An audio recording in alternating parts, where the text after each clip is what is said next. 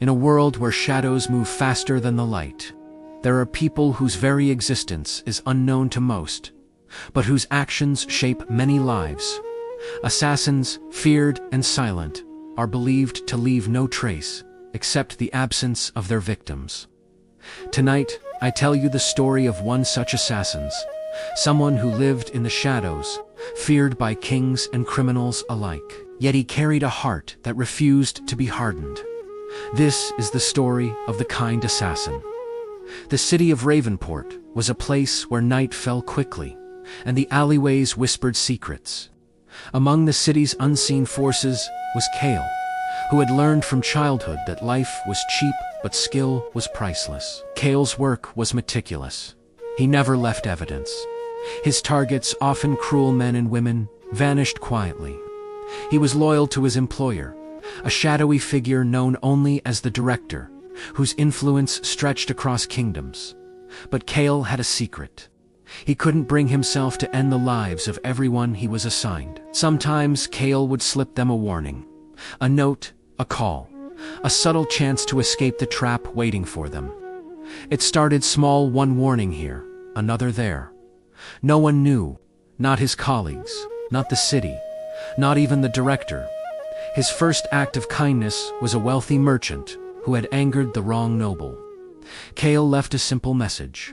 Tonight, you should not be where you are expected. The merchant, frightened but alive, fled into the night.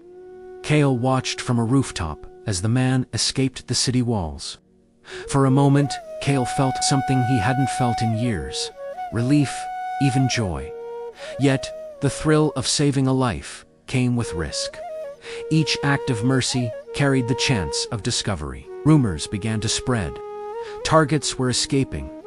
Whispers spoke of a mysterious protector, Kael continued, moving like a ghost. One night, a young thief named Lyra caught his attention. She had stolen from the wrong merchant, and her time was almost up. Kael left her a warning. She fled and never forgot the figure who saved her life. But the Director noticed. Patterns emerged. Missing targets, unexplained escapes. The chain of failures traced back to someone inside. The Director summoned Kael to his private chambers, a room, darker than night, lined with mirrors and masks. "You have failed me, Kael," the Director said. "No one escapes my hand. Your loyalty is broken. You are now the target." Kael realized then that the hunter had become the hunted. Every alley in Ravenport could now be his death trap. The city became a labyrinth of danger. Assassins loyal to the Director pursued him. Kael had to decide, continue fleeing or fight back. During the chase, he encountered those he had saved. Each of them, in their gratitude, helped him escape. Lyra guided him through hidden tunnels. The kindness he had shown returned to him in unexpected ways. Kael began to understand something important. True power isn't only in fear, but in compassion. Finally, Kael confronted the Director in the abandoned cathedral at the city's edge.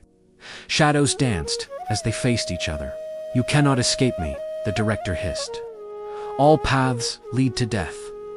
Kael.com replied, "Perhaps, but not all paths lead to ruin. Some lead to mercy."